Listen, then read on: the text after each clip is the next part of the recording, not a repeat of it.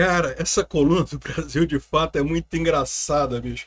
O doutor Paulo Nogueira Batista Júnior, economista, vice-presidente do Banco dos BRICS e, lógico, petista roxo, né?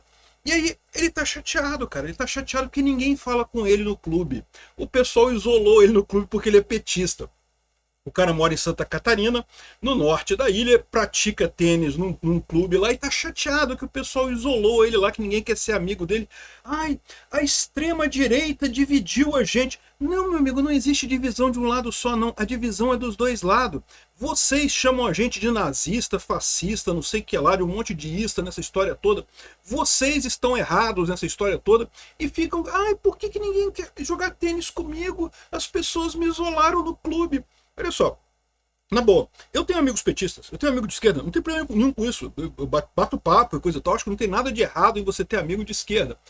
Mas é direito também da pessoa não querer. E depois eu não sei, porque eu fico imaginando que não é só isso, tá? Porque como eu falo pra vocês, eu tenho amigos de esquerda, mas são amigos de esquerda que são gente boa, não tem nada de errado, né? Agora, tem petista chato também. Eu fico imaginando que esse cara deve ser o típico do petista chato.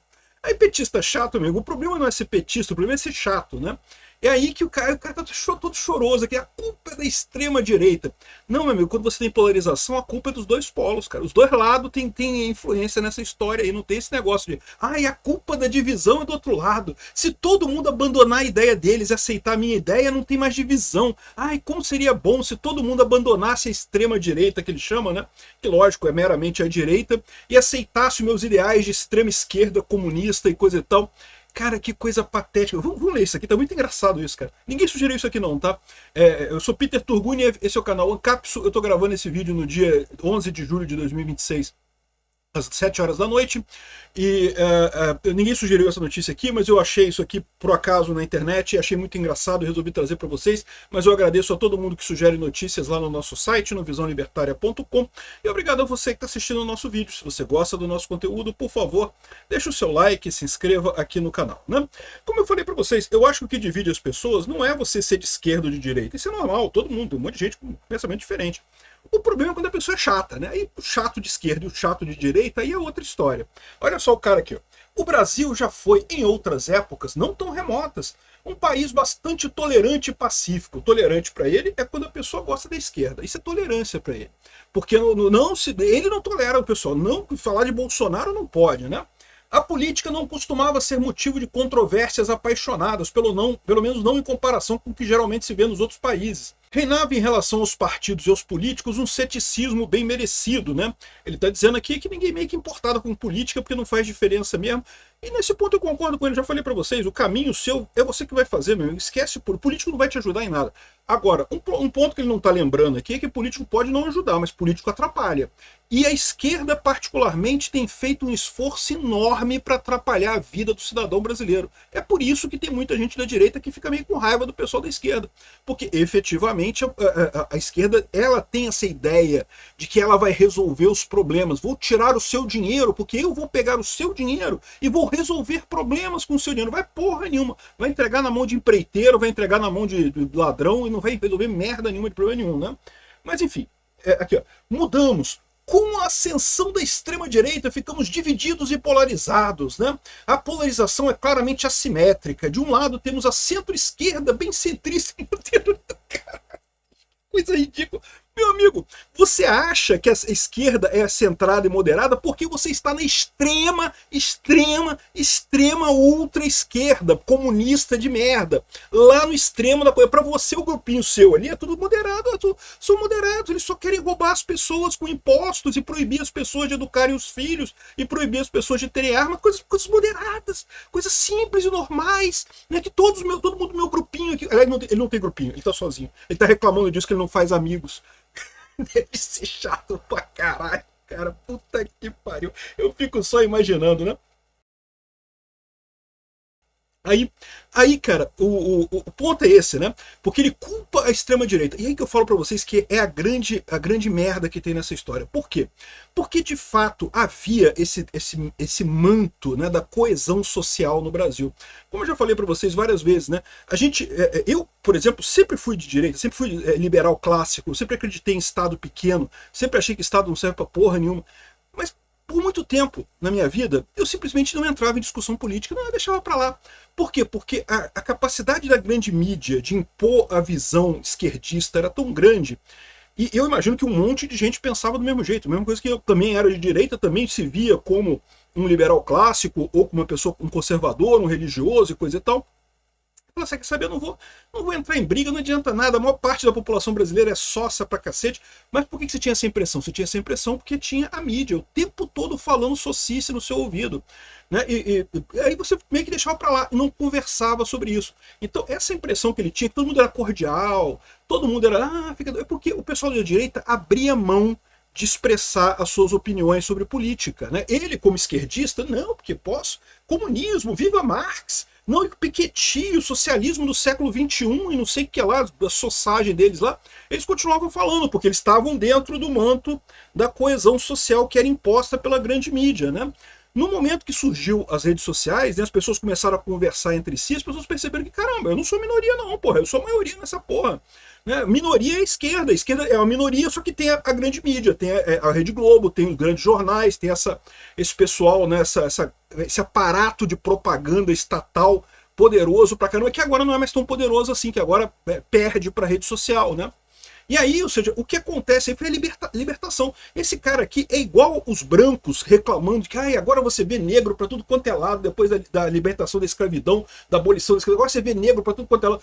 Esse cara aqui é exatamente isso, porque antes ele estava na posição de dominar a visão ideológica, e as outras pessoas se sentiam meio que acorrentadas, meio que, né, não vou entrar nesse negócio porque eu vou perder mesmo, a maior parte do Brasil é sócia, deixa quieto, não vou falar sobre isso.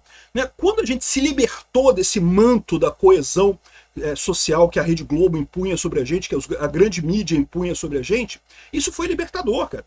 E não vai voltar pra caixinha, não. Acabou, não tem mais caixinha nesse negócio, não. De novo, eu não tenho nada contra, eu não deixo de fazer amizade com a pessoa por ela ser esquerdista, não tem nada contra isso daí.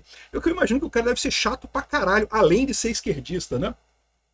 O próprio Lula não se assume como de esquerda. Para com isso. O Lula é de extrema esquerda. O que o Lula está falando quando ele diz que não é de esquerda é que ele está dizendo que, não, eu já vi que esquerda é palavrão, esquerda não é bom. Ele, como político experiente, está tentando se dizer de centro, mas não é. É só você ver as ideias do Lula. Então, quando você classifica alguém de extrema direita, ou extrema esquerda, ou esquerda, você tem esse efeito meio posicional, né? Para a pessoa que está na extrema esquerda, ela olha uma pessoa do centro e fala, aquela pessoa é extrema direita, olha como é que ela está longe de mim lá, olha lá, do mesmo lado, quem está lá na extrema direita, olha para a esquerda e fala, caramba, aquele cara lá é extrema esquerda, não sei o que lá. O efeito é posicional. Agora, como é que você sabe, então, exatamente em que ponto a pessoa está ali no diagrama de Nolan, na classificação política?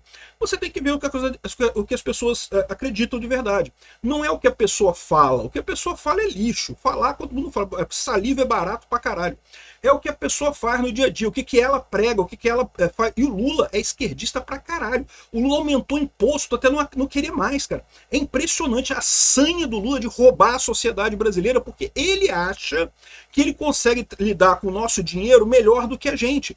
Isso é a definição básica de um socialista. Ele acha que o Estado, o grande Estadão, ali, o Estado, né, hierárquico, ele vai lidar com o seu dinheiro melhor do que você, né? Aí, de outro lado, temos uma extrema-direita avançada, vociferante, agressiva, vota em Bolsonaro ou qualquer um que ele indique de olhos fechados. Não, meu amigo, a gente vota em Bolsonaro e qualquer um que ele indique justamente para tirar o Lula. Porque só o Bolsonaro e alguém que ele indique tem a chance de tirar o Lula. Mas, enfim, repara como é que esse pessoal vê a coisa. Por quê? Porque eles estavam acostumados com o consenso social. Eles estavam navegando no consenso social da Rede Globo, navegando ali. Para eles está tudo bem. É o que eu falo para vocês. Repara que a esquerda critica muito a direita, por quê? Porque para a esquerda o mundo tá bom, cara. Eles estão no status quo. O status quo é eles dominam, né? Todo mundo rico, todo mundo bem de vida. Esse cara joga tênis no clube Florianópolis. Você acha que ele é pobre? Diretor do Banco dos BRICS. Porra, ele deve ter dinheiro para jogar fora, meu amigo. Esse cara deve ser rico pra caralho. Para o status quo, para o pessoal da esquerda, para a aristocracia socialista brasileira, tá lindo, tá tudo bem. Como é que esse pessoal fica reclamando? Que absurdo, esses bolsonaristas ficam reclamando, querendo mudar as coisas, tá tudo tão bem. O Lula tá tão bonitinho ali, né? Coisa e tal. Aqui, ó, eu sou um tenista bem cabeça de bagre, eu acredito em você. Apesar de jogar há vários anos num clube de tênis aqui no norte da ilha, Tomo aulas regulares, 1 ou 2 vezes por semana. Natural que ficasse conhecido e fizesse algumas amizades no clube. Sentia, entretanto, dificuldades de me enturmar. Uma certa frieza, uma certa distância pareciam prevalecer. Paciência, dei os ombros e segui com as minhas aulinhas. É isso daí, o cara deve ser chato pra caralho. É o que eu falo, bicho. Ser de esquerda é ruim, mas não é um... Ninguém deixa de fazer amizade porque a pessoa é de esquerda, né? Agora, esquerdista chato, aí é outra coisa, né? Aí é outro patamar, né? O problema é ser chato, o problema é ser petista. Um dia, por vias tortas, compreendi tudo. A minha companheira, Lavínia, que mora em Brasília, o cara, né, casamento aberto, a mulher mora lá, ele mora aqui, beleza, tranquilo, cada um é feliz do jeito que é, né? Veio me visitar. Fomos juntos ao supermercado mais próximo. Eis que ocorre um fato singular, meio cômico, meio lamentável, típico dos novos tempos. Olha que coisa, hein? Ao chegar no supermercado, dividimos as tarefas. Ela foi para um lado, eu fui para o outro. Pô, o cara mora longe da mulher dele. Ou companheira dele, que ele chama aqui, né?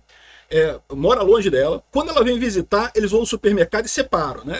Beleza, tranquilo, né? Cada um é de um jeito, né? Lavínia foi para um lado, eu para o outro. Ela esbarra então com um antigo conhecido que há muito tempo não via. E foi explicando que estava em Florianópolis por causa do namorado, que morava no bairro. Aí o cara respondeu, eu sei, ele joga tênis do mesmo clube que eu, é um petista roxo, ninguém fala com ele no clube. O cara deve ser muito chato, bicho. Puta que pariu. Aí ele, bem que eu desconfiava, estava explicado o meu isolamento, a minha dificuldade de fazer amigos e encontrar parceiros de tênis. Era puramente político o problema. O fato de eu ficar elogiando Lula e elogiando o Banco dos BRICS e coisa e tal. Tá vendo que absurdo? Como esses bolsonaristas radicais não querem me ouvir falar do Lula, não sei o que lá. Ora, não sou petista, nunca fui, muito menos roxo, eu só falo disso 24 horas por dia, o tempo todo. Escrevi uma coluna sobre isso aqui no jornal Brasil de Fato. Como é que é? Brasil de Fato, o nome do jornal aqui, né? Bem que eu desconfiava. O cara descobriu que ser petista fede, meu amigo. É isso aí, cara. Fazer o quê, né? Tenho minhas reservas com relação ao partido e ao próprio Lula há décadas. Ele é o esquerdista que acha que o Lula não é de esquerda o suficiente. Ai. Isso foi graças ao Plano Real, como o leitor talvez lembre, que impressionou na época foi o despreparo dos economistas do PT face à ameaça eleitoral que o programa de estabilização representava. Não tem que estabilizar a economia, não tem que deixar a economia fodida, porque senão a gente não ganha eleição. Tem que deixar... O Plano Real foi muito uma ameaça enorme, não pode deixar o Plano Real. O cara tá dizendo que ele não é meio petista, não, ele não é muito petista. Não, eu sou mais ou menos, sou muito centrado, muito de centro, né? Eu, Marx, o Lenin, o Stalin, o Mao Zedong, nós somos todos aqui no nosso centrinho aqui, estamos no centro. Tem gente muito mais esquerda da gente, né? Conta o episódio em várias... não vou ler tudo aqui, não. Aí depois disso resolvi tomar distância de Lula e do PT. Nunca me filiei ao PT ou qualquer outro partido. Não me identificava com nenhuma das correntes. Por favor, sejam meus amigos no clube de tênis. Eu não sou petista, não. Eu juro pra vocês que eu nunca fui petista. Eu sou só chato mesmo. Aqui, ó. Talvez por individualismo excessivo, preferi até hoje manter independente de partidos políticos e governantes. Um certo paradoxo. Eu, um homem de esquerda, sempre fui visceralmente individualista. O cara de repente vai virar ANCAP. Perfeitamente. ANCAP é tudo meio chato também, tá? Aqui, ó. Volta ao clube de tênis. Como explicar isso a um bolsonarista? Nada se modificou. Continuo incompreendido e rejeitado por tenistas da nova direita. Meu isolamento continua total, sem parceiro, sem amigo. Sigo tranquilo na minha trajetória individual. Isso não me abala. Eu só vou escrever uma coluninha aqui contando isso, chorando minhas mágoas todas, mas isso não me abala de maneira alguma, né? Quem mandou eu morar em Santa... Ainda vou usar um pouco de xenofobia ainda para dizer que Santa Catarina é um problema. Santa Catarina, com os nazistas e fascistas de Santa Catarina, que o pessoal da esquerda diz que existe, né? Quem mandou morar em Santa Catarina? Eu vou te falar um negócio, cara. Ai, rapaz, que pariu, tadinho do cara. Fiquei com pena do cara. Vou dar um conselho pra você. Ser petista é passável, ser chato é que é foda, cara. Obrigado por assistir nosso vídeo até o final. Tem alguns links para você nos ajudar aí na tela e também na descrição desse vídeo. Contribua com o nosso projeto.